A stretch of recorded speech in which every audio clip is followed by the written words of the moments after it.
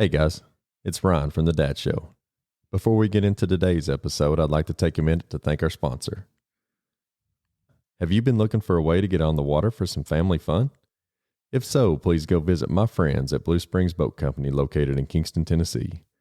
Family owned and operated since 1988, Blue Springs Boat Company is the largest authorized Bennington and Regal dealership serving the East Tennessee area. They offer new and used boats, have a full parts department, and a certified service department on hand to help you with all your boating needs. They're proud to be your family's boat dealer. Let Blue Springs Boat Company help you find the right boat for you and your family. Visit them online at www.bluespringsboats.com or call 865-376-1472. Now, let's get to the podcast.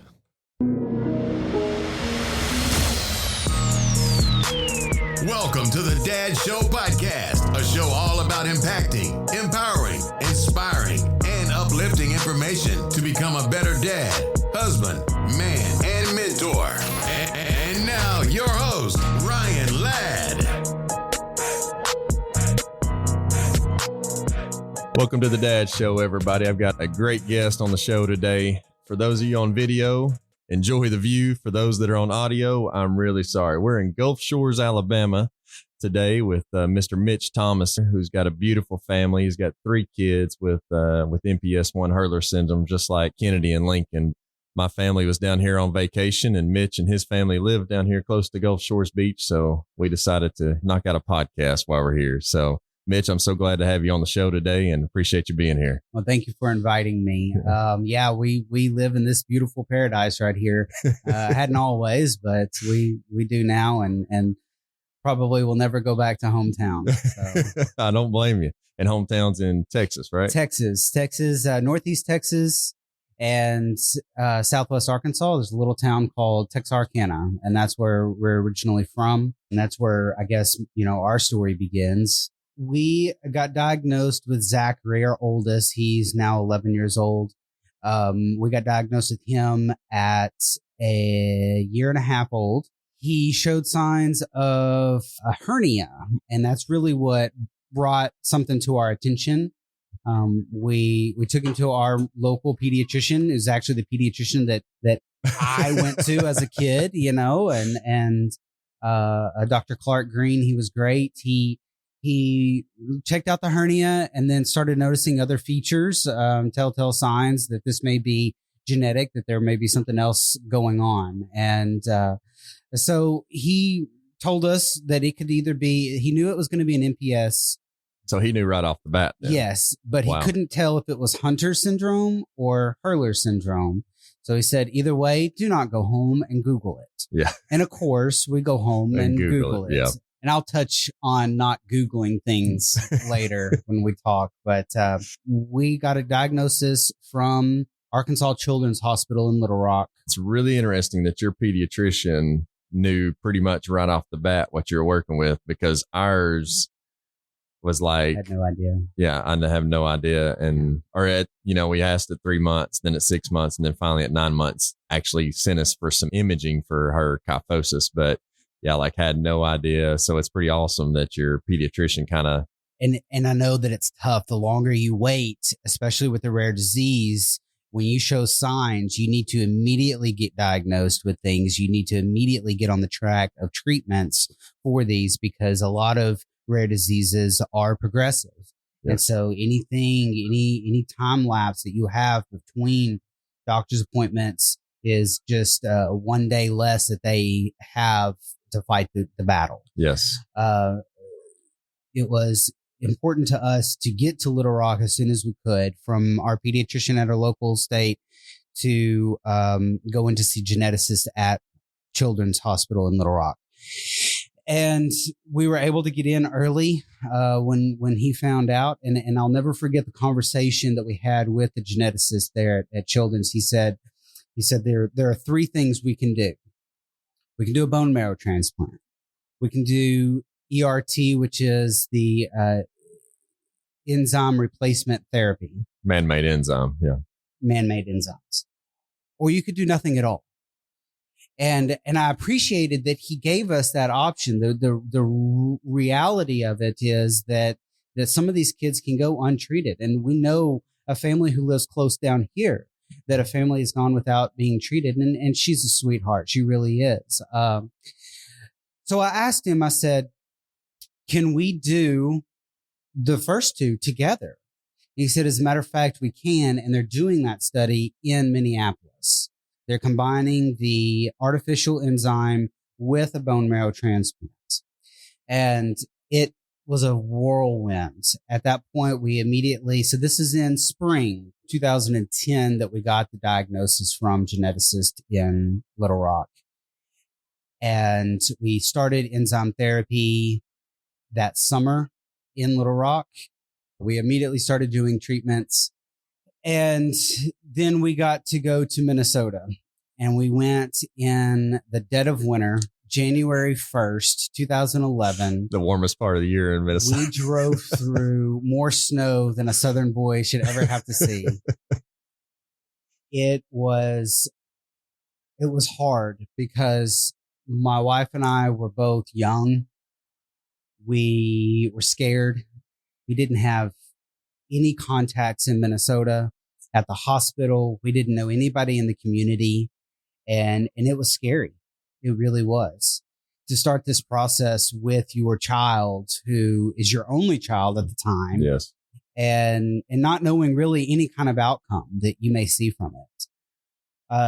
And see, our pediatrician, or not our pediatrician, our geneticist in Cincinnati, basically, when we found out about Kennedy's diagnosis, we was like, immediately, what's her quality of life going to be? And he said, no matter what path you choose, says not good.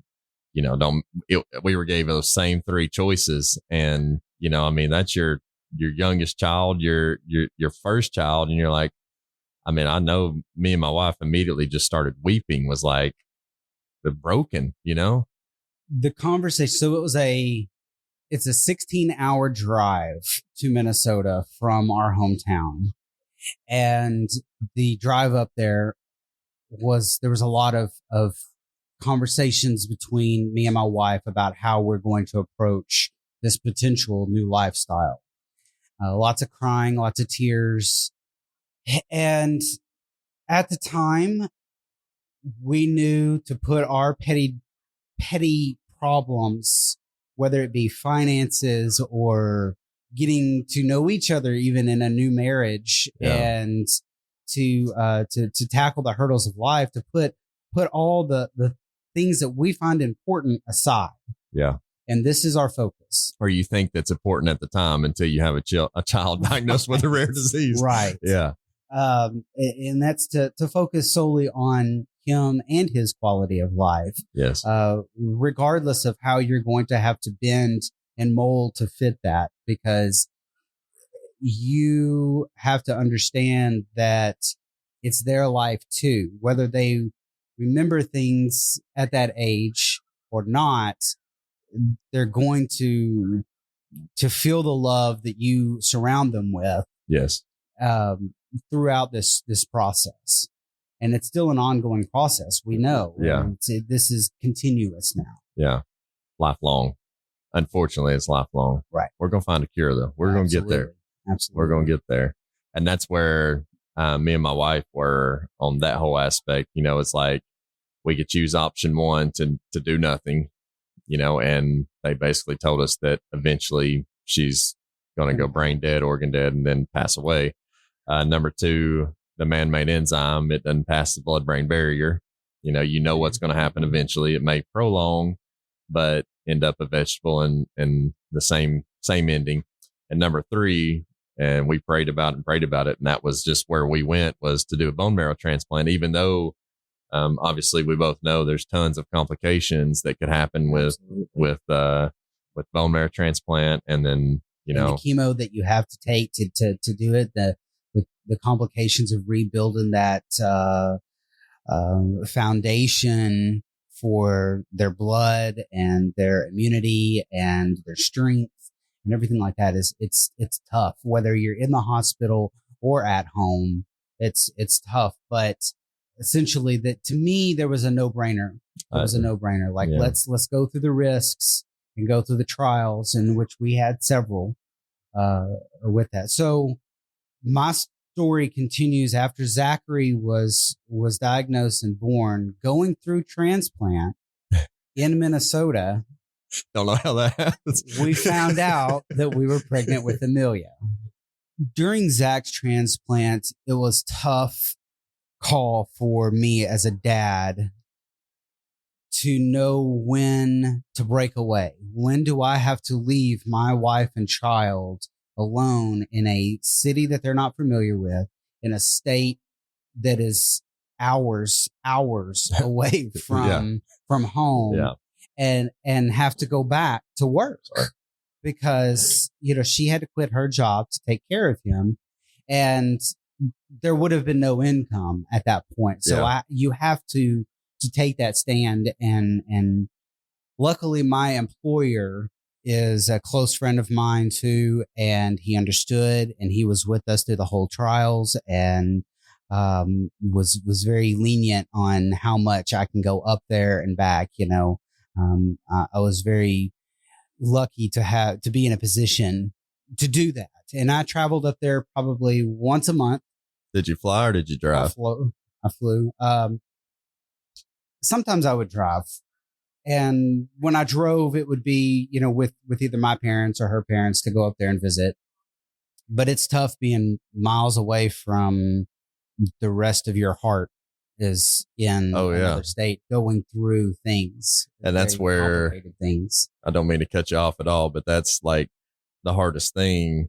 And I'm gonna say something else in just a second that was even harder than just leaving Kennedy in the hospital whenever we had Lincoln and found out about him. But, and me and you talked about this the other night whenever we had dinner, was just how we understand it's hard for the mom to be with the child in the hospital and living in the hospital, but how hard it is for the dad to travel back home, take care of your work and everything else that's got to be taken care of back home as a homeowner, an employee, and somebody's got to mow the grass. Right? Yeah, exactly. And, then, since you got into Amelia and, now you're leaving Amelia back there. And for me, I'm not too sure how it was for you, but, Lincoln obviously had to stay in the hospital with Allie during his transplant. And then Kennedy would travel back and forth with me, breaking our family up and feeling like, we're taking it away. And, oh man, I think, I'm not too sure which was rougher on my part, because just having the one child and leaving her and my wife in Cincinnati, or leaving with my daughter and leaving my son and my wife in Cincinnati. I'm not too sure. None of it's fun. No. Let's put it that way. Yeah, exactly. All of it's hard decisions. And so when we found out we were pregnant with Amelia, we went ahead and did some prenatal testing and found out that she too carried the disease. During Zach's transplant, he had a lot of complications, respiratory complications. He had staph infections that would get into his bloodstreams. Really tough spending nights on an oscillator in the ICU. And Brooke and I not knowing if he's going to pull through just the transplant. Yeah. And the daunting thought of the child she's carrying is going to go through the exact same thing. So after Amelia was born, we immediately had her tested again just to confirm. And sure enough, she started ERT at 6 weeks old. And her transplant was done at 6 months old. Okay. Versus Zachary's that was done at 1.5 years old. And her quality of life is considerably different than Zach's. She pretty much championed through transplant. She never had any serious complications. Nothing that put her in ICU. And we thought we were really in the clear for the most part, besides the orthopedic problems that are associated with the disease later in life. But she did wonderful. And I'll tell you, from taking Hurlers and rare diseases out of the equation, now we've got a family of 4. We've got a son who has pulled through transplant wonderfully. Bone marrow was engrafted. Great. We kept getting great results from him.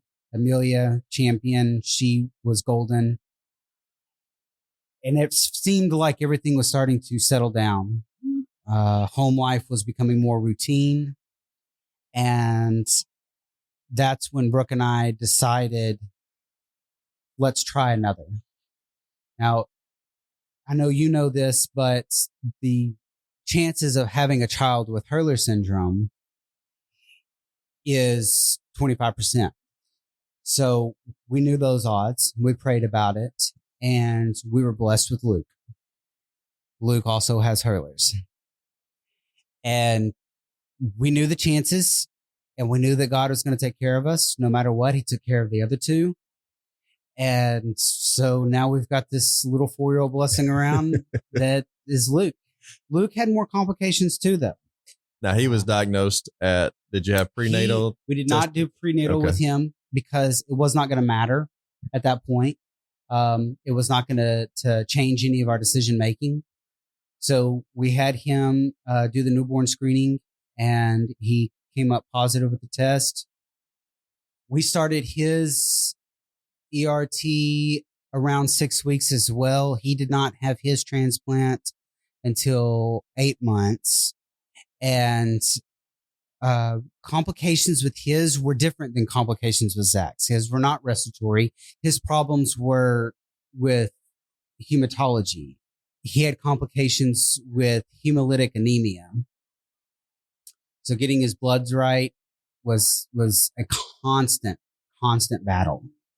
Before transplant? After transplant, yeah. After transplant. And see, that's one of the things for those that are listening that don't know about it. You know, transplant will and can change your blood type, you know, completely change everything about it. And so, you know, they go from basically being, you know, what they are to their donor. Exactly. And so for the reason I'm saying that is, you know, those donors don't have hurlers, but they can have other potential diseases, and you inherit those, you know, while correcting a problem, you can have another problem come out of it. True. And also the type of chemo drugs brings your platelet count, your red blood cell count, your white blood cell count, all these different chemicals in your blood down to zero. You've got to start off with a blank slate to then rebuild that. Yeah. And when you are rebuilding that is when it's tough to get those levels correct. Too much one way, too much the other way can put you back in the hospital easily. And Kennedy had to have two. Her first transplant actually failed. They didn't kill her down to completely zero. They think that she had some lymphocytes that killed off the transplant. And so we had to do harsher chemo to make her go to zero. And she actually, on her first transplant, got engraftment syndrome and you know, started spiking temperatures and everything else. So yeah, you have to kill the body off to zero or it will not take. Right. Yeah. Right. And even if you do kill it off at zero, sometimes it just does not graft well. Yeah. With Zachary and Amelia, for the most part, their chemo regimen was about the same. Luke's was different. Luke's was lighter. And we think that because of his hemolytic anemia, that it was due to not having such a harsh chemo treatment. See, that's Kennedy. They knew the same doctor that done Kennedy's transplant, done Lincoln's. And so her having the lymphocytes still there and taking the harsher chemo, they went ahead and went with the harsher chemo for Lincoln to kill that off. So I'm really surprised to see that they went with a lighter type treatment for Luke. So the University of Minnesota is a hub for hurlers. I know that there's several hubs in the country. Some of the leading researchers are in Minnesota, and they come up with different protocols, you know, throughout, and just really judge based on a larger spectrum than just inside the sibling family. Yes. So when it was time for Luke to have his transplant, this was the regimen that they had decided was the right one for other kids. And I think quickly after us and a handful of other kids went through the treatment, they had to redo it again because most of those kids were getting sicker in different ways. Yeah. And I think that they went back with a harsher treatment, which is terrible for the kids. It is painful to watch your kids just not feel good. You can tell when you look at them in the eyes and they don't feel good at all. They're miserable. They're grumpy. They've been cooped up in a hospital room and don't feel like doing anything at all. Like even, I can remember trying to get Kennedy and Lincoln both to just play with me in the floor, just crawl, just anything. And they don't. I mean, everybody basically knows what a cancer patient looks like with, when you lose your hair and your eyebrows and I don't mean this in a bad way, but you just look sick. You know what I mean? Like right. You just, and so that's the same exact way that our kids look. They just, it looks miserable. Looks miserable. I don't know if your kids had this, but some of them, they tend to kind of puff up whenever they're going through one portion of the chemo drugs and the drugs that they're on, which is a plethora of drugs itself. One of the drugs really makes them poofy. And I remember going through that change with Zack. Seeing him look that way was tough. Of course, you imagine as a dad, whenever you have your child, what are they going to look like when they grow up? How are they going to be when they grow up? And watching him transform from this cute little blonde kid to such a harsh, sick, it was saddening. It really was. And watching him grow out of that was inspiring, to say the least. Yeah. And watching all three of them pull out of that. And kids are resilient. We know that, rare disease or not, but still, like you said, I mean, I tell everybody I know, like my kids will put daddy, down on the bottom level. They're so much tougher. They're so much better. Yeah. They're, stronger and have been through so much more than anybody, or not anybody, but most people will ever endure in their lifetime. Yeah, absolutely. As a matter of fact, the other day, the kids were watching some superhero movie and Luke asked who my hero was. And I said, well, it was you guys.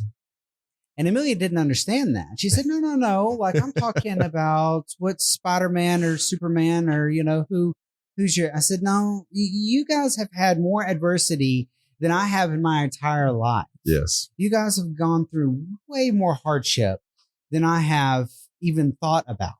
I've never spent a night in the hospital. I've never had a real broken bone. I've never had to experience anything like this. Yeah. And you guys have done it all already. Yeah, exactly. And so pray that they never have to go through it again, right, period, Right. And I don't know if you had to make the decision with Amelia, but I know with Kennedy, she was diagnosed at 9 months of age and we were doing ERT and getting ready for transplant. Me and my wife waited to have kids.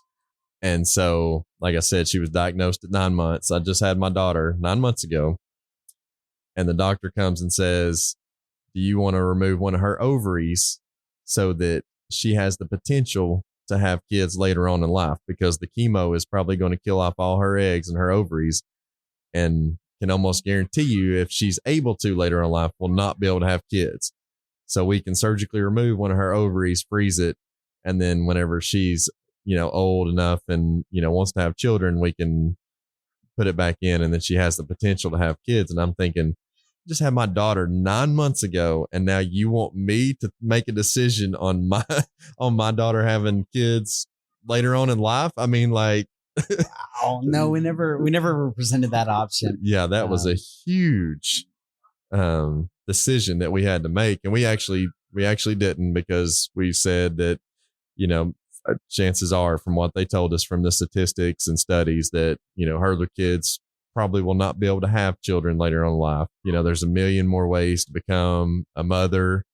And so if it's meant to be, God will let it be. And we didn't, because it was going to have to be another surgery. They couldn't do it while she was already doing something else. And And so we didn't want to put her through even more than what she had already been through. So we just decided not to do it. But well, we're still praying for, Amelia's a little boy crazy. She had a boyfriend in preschool already. I mean, holding hands and so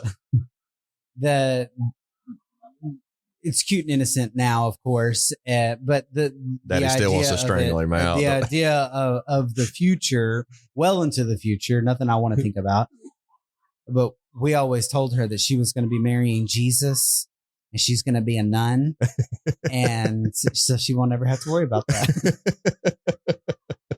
That's awesome. Just 3-year-old. I don't want to marry Jesus. Yeah, I don't. For all you guys out there, stay away from 2 kids named Kennedy and Amelia. Just stay away. Don't even. Yeah. She definitely wants to be a mom, and I think that whenever she gets to the teenage years, we'll have to sit down talk with her about her future as a mother, as a woman, and just the things that will eventually, inevitably have to have these conversations about. Yeah, exactly. So, but as far as any future plans, no, we were not given that task to figure it out when your daughter's at 9 months old. It was rough. And Amelia's 9, correct? Correct. She's 9 now. old.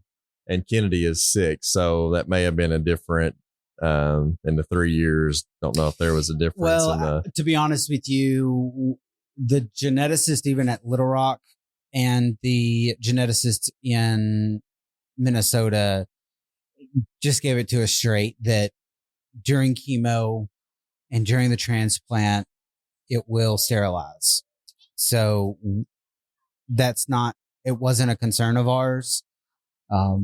If the future holds that she will be cognitively mature enough to take care of someone else and to start a family, to start a relationship with another person and to get married and to live independently, God willing, that the truth, that happens. Yeah.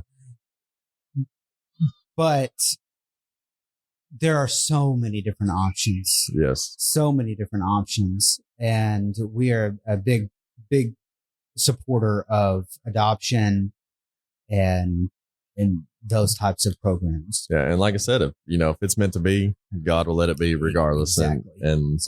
And just put it in his hands and let him take it. I mean, so one question I've got to ask, and I'm going to preface it with my story.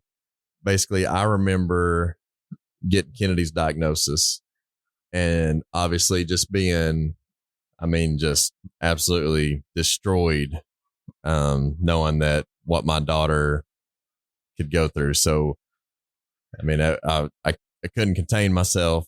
And I remember that point in time giving it all to God, because I'd met a guy at work and he said, Ryan, there's going to become a time, because he'd heard about what I was going through with my daughter. And he said, there's going to come a time when you can't pray.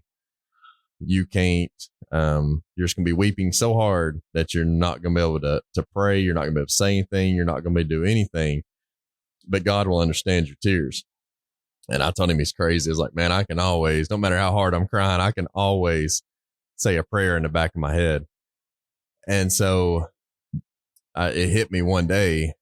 And I was weeping so hard that I couldn't do anything but literally hit my knees. And I just threw my hands up to God. And obviously I couldn't say anything. I couldn't think anything. And it's like literally God reached down and picked that weight off of my shoulders. And at that point in time is whenever I decided, she's yours, God, 100%. I'm just an earthly father. You're her ultimate father, and gave it to God. So what kind of was your feelings, emotions on Zach's initial? I am, and my wife will vouch for this, I am annoyingly optimistic. I am definitely a glass half full kind of guy. Yep. So when we did get this diagnosis, my first reaction was to console my wife and to console my son, which of course he was an infant, but like I want to wrap them up and protect them and be everything that I can to them so that she doesn't have to think about these types of realistic hardships that we're about to face. Yeah. Staying strong, becoming the rock of your family was very important to me. We had a great faith community that we were a part of. Our church was unbelievable in the amount of support that we immediately got coming back just from Little Rock. My family was a huge supporter, both spiritually and financially through these hardships. And just to God's way of doing things is still a mystery to me and to, I believe, everyone. Yeah. Why he picks people, why he chooses our families to do this through. It needs to be seen as a tool. And you have a responsibility to receive the cards that are handed to you and to play them to your advantage and to the advantage of others, because this isn't an individual game now. This is a family game. Yeah. And going to Minnesota, meeting these people, meeting other families like yours, your family keeps getting bigger and bigger. And that's just the more tools you have to play to your advantage. So optimistic, to be honest with you, was my first go-to. I have to have faith in doctors. They make mistakes just They're like humans. any other humans. Yeah. But they went to school to do this. And I have to trust that they are making the best sound decisions for my child at that time. I have to put my faith in the nursing staff. I have to put my faith in the people that house us at Ronald McDonald House. Yeah. That the communities that they're building in their house are helpful. I'll say this to any new dads that may get diagnosed with any rare disease or any complications medically with your kids, is to reach out, blindly reach out to other communities through social media and introduce yourself. Hey, I've got a newborn son with this disease. Hey, my child is 15 years old and we just got diagnosed with a cancer or a illness that we didn't expect. The amount of help that you get from just people who may be related to the disease or may not be related to the disease is unbelievable. And you can really find some peace and quality of life through them. And that's one thing that I can say, from our families, just meeting in DC last February and, talking to a few others, the help is there. And especially, women talk all the time, but men, we try to be strong. We try to, kind of hide of our emotions, and, being a father going through this is no harder or no easier than being a mother going through this. Yeah. And, I can remember times in Cincinnati saying, hey, sweetheart, I've got to go take care of the laundry. I've got to go, got to go take care of something back at the apartment, whatever, to get out so that she wouldn't see me being weak. And what I say weak, just crying and getting my emotions out. Then whenever I'm strong enough, coming back and being, like you just said a few minutes ago, being that rock for the family and that they can lean on, they can hold on, and they know that you're going to be the stronghold. And so, yes, 100% reach out to other dads, because it's okay to cry. It's okay to talk. Absolutely. It is okay to reach out and get help. Absolutely. So what about, you and your wife, you've been through 3 transplants now. 3 transplants. Over several years, not to include all the visits and everything else in between.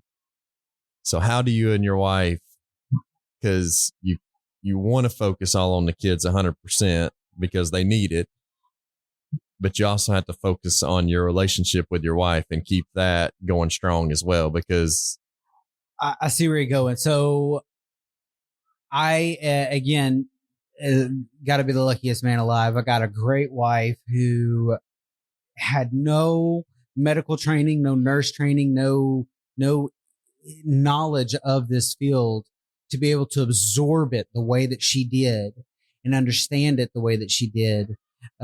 Was really a relief for me, because now I don't have to think about all the drug names and what processes in the medical fields we're at with whatever transplant we were going through. yeah, She really had a handle on it. And due to that, I could focus more on being a husband to her while she dealt with these things. Relationship wise, it only strengthened us. Absolutely strengthened us. To be very honest with you, we, and not all newlywed couples do this, but we hit the ground running very fast with our relationship and our marriage, and suddenly a kid. And now we've got a medically complicated kid. yeah, So it was very, very fast. And needless to say, it did start to pull us apart after the diagnosis.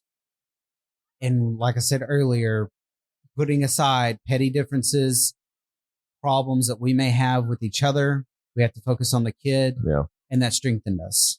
It absolutely did. That's the same way with me and my wife. You know, we had a great relationship before. I wasn't the man that I needed to be before we had kids. And then, you know, this was dropped on us. And like you said, it just strengthened our relationship and made it stronger. And, Absolutely. you know, that not to say that I'm the perfect husband or I'm the perfect dad. Now, you know, you grow every day. And that's the reason for this show, is to help us and other dads as well become better men, husbands, and fathers. And, but yes, it strengthened our relationship and made us, I fail her every day for sure. But still, I'm just doing what I can, just trying to. Yeah. Huh. I try, we try. I heard a thing that, I see a lot of friends and families that may have relationship problems that don't even have a medically complicated child to take care of, much less 2 or 3. Yeah. That are going through problems in a relationship, and they're like, well, I'm giving 100%, or they need to give back. It's 50-50. I always hear that. It's 50-50.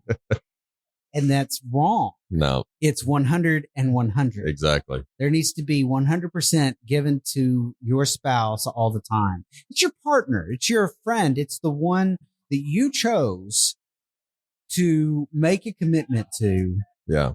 And for better or for worse, for sickness and in health, whether that sickness is yours or your child's. Yeah, exactly. You've got to take that responsibility very seriously. And do you think also that our outlook on a lot of stuff, that because of what we've been through with our kids, do you think, because me and my wife are the same way, 100%. So do you think that we kind of overlook a lot more of the smaller petty stuff and just kind of push it to the side because we know there's a bigger goal and we've already been over larger hurdles than that, than what somebody in a normal, you know what I mean? I'll give you a story. So we had just moved down here, and it was a great move. It was a great job opportunity for me to take down here. So we moved into a bigger house. We started, finances were starting to come together, and things were starting to settle down. Yeah. Luke was out of transplants.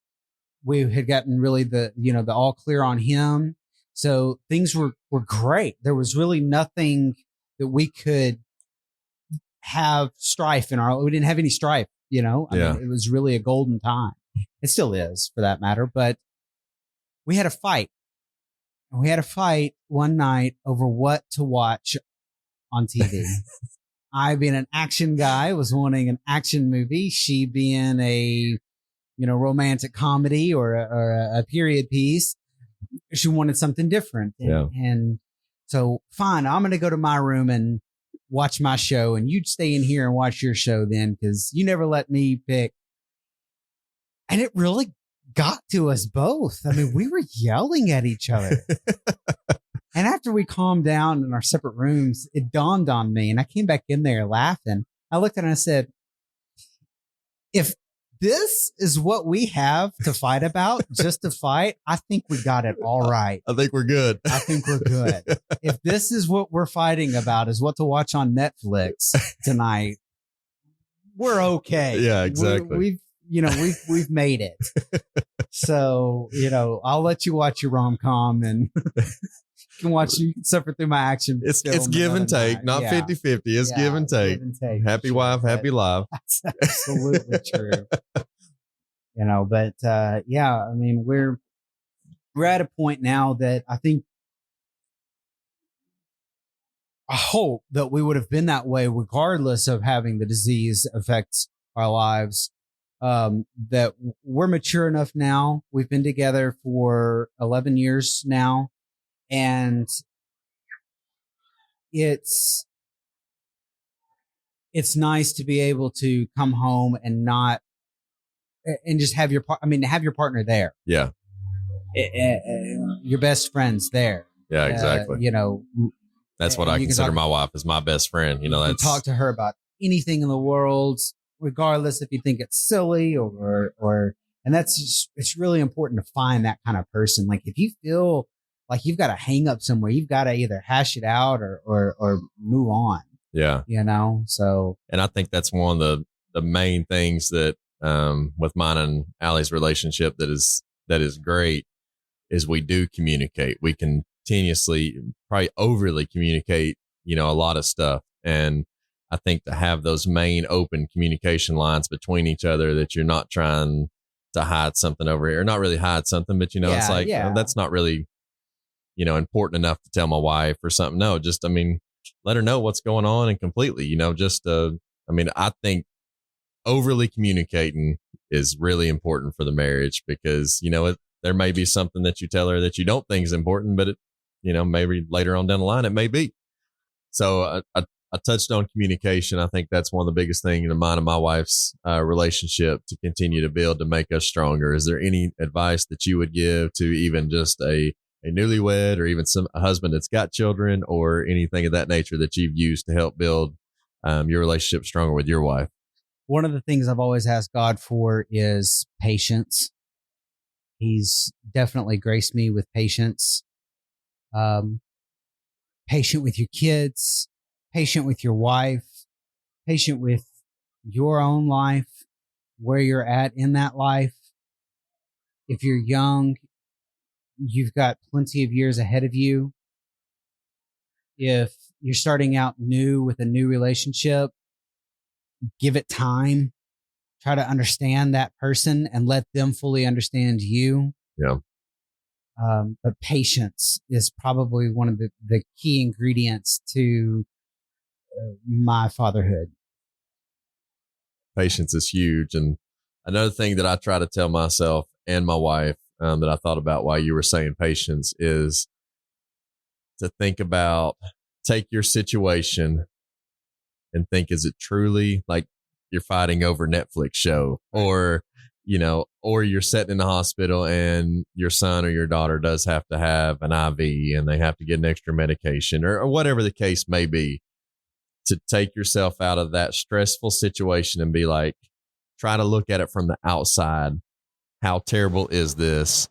And how many people have it worse off than what I do right now? And that's one thing that me and my wife kind of live by. No matter how terrible this whole process has been, no matter how bad things have gotten, somebody always has it worse. And it comes back to being grateful that you're not going through something even worse. I know that sounds weird. No, but I completely agree. And to add to that, since you're talking and I'm thinking, when you do look at it from the outside. You take your relationship and the scenario you're in with your wife or with your children, you pull back and try to see who's on the sidelines with you, who's on your team, not in a dispute type of way, but the situation that you've got, who can you rely on for some advice, whether it be your own parents or a close family friend or your brother or your church members or, your pastors. If you can find those teammates for that particular situation, utilize them. Yeah. Utilize them. Absolutely. Because I can say that me and you could probably call each other, and within a few words, because of what we've been through and what we continuously go through, like if just for example, you needed somebody to talk to and you're at the hospital and you're going through something, I guarantee you that you could call me, and within a few words, my heart is going to know exactly where you're at, and, without going into depth on it. And that's the support group that I believe you're trying to talk about, as describe as. So being down here new, we joined a church and immediately started making friends in the church. I should say, really, my kids started making friends in the church, and I was just their parent, but we met a couple who had 3 kids that were the same ages as ours. So we really hit it off well. They were about the same age as us. So a lot of our stuff was similar to each other. However, they didn't have any diseases. They were 3 healthy kids. They had a 4th kid. They were pregnant when we met them, and their 4th kid has a rare disease. Now, this is after us knowing them. Wow. So when their newest son, which had very many complications, had to have a trach, is diagnosed with something very serious. And I mean, they almost lost him several times. Wow. And we know that pain and we know that feeling. They called us. And what do we do? How can you, he would call me asking me, how am I dealing with this situation? How did you deal with this situation? Yeah. And I did the best I could. I told him straight honestly of how I did it, with patience, with optimism, with support for the wife so that she can then support the situation. Yeah. And that's, I think, what a father figure needs to do. Joseph was not Jesus's father, but he raised that child. Yeah. And he supported that family no matter what, and was there for Mary no matter what. And he's an important figure for me to look up to as a earthly father. So I agree 100%. And it's hard. It's very important to have that support group, that mentor, that role model, that father figure in your life to help you through all these battles, these storms, this everything, because the devil is going to try to sneak in and steal your thunder. But I promise, if you just continue on trucking, God will turn that storm into a huge blessing. 100%. Absolutely. So I see some logos on your shirt and on your cup, Small.But.Brave. So could you tell our audience just a little bit about that? Yeah. So Small.But.Brave.org is our blog. It showcases the journey that our family and our kids have been through. We're on Facebook, Small.But.Brave. We're on Instagram, Small.But.Brave, and Twitter at Small.But.Brave. Awesome. It's not a nonprofit organization. It's more of a branding tool to help families find us if they've got any concerns, any questions, whether it be related to our specific disease or any other rare disease at that. So it's Small but Brave. Because an awesome logo. I love it. Love the purple. All 3 of ours are still growing little trees, and they, they're small, but they're very brave kids. And they have been a hoot. I love all 3 of them. They've just met them this week. We actually met Mitch and his wife in Rare Disease Week in Washington, D.C. back in February, and hooked up with them. And just like the rest of the MPS family, we feel like we're family, as soon as you meet and you hit it off. And so when we came to Gulf Shores and found out that they lived down here, I knew that I wanted Mitch to be on the show because of what you've been through. But I do, man, your family's awesome. All 3 kids are an inspiration for sure. And yeah, they continue to inspire me as well. I got teary-eyed the other day watching Zack, our 11-year-old, in the kitchen cooking with his grandfather. And that was something I didn't think was ever going to be in his future, as simple as in the kitchen, holding conversations and cooking with his grandfather. But now he does. He loves to cook. He loves to read. He is a history buff, doing great in school. And a lot of those hurdles that we thought we were going to have to face have just been blown away. And that's by the grace of God. Amen. I'm not too sure if it's true, but I feel like Lincoln and Kennedy are really smart as well. So there may be something to being Hurler and, being kind of a genius. There's sometimes the kids will surprise me with their wittiness, their attention to the conversation. Zachary is something fun to watch with, in a crowd. They're not shy. They will tell their story. They explain it well enough, and they're not, like I said, they're not shy to shake your hand and pin you down and let you hear about it, or take you out on the dance floor and make you dance for sure. That's right. Yeah. Well, Mitch, I want to thank you for being on the show and absolutely sharing your thank story. Thank you for letting me crash your condo and swim in your pool and then just, enjoy this beautiful view. Golly, absolutely. What a sunset that is. So I want to thank you all for being. Please go follow Mitch and his family at Small.But.Brave on all social media platforms. Also, I'd like that you would engage with The Dad Show on all social media platforms at The Dad Show Podcast, or on our website at www.thedadshowpodcast.com. And I would like that you would like, subscribe, and rate and review this podcast as well. It'll help out a ton, and we hope that we can continue to help you as well. So I want to thank you for being with us, for listening, and for watching. We hope that you have a blessed day, and we love everybody. Thank you. Thank you for listening to the Dad Show Podcast. Please like, review, and subscribe.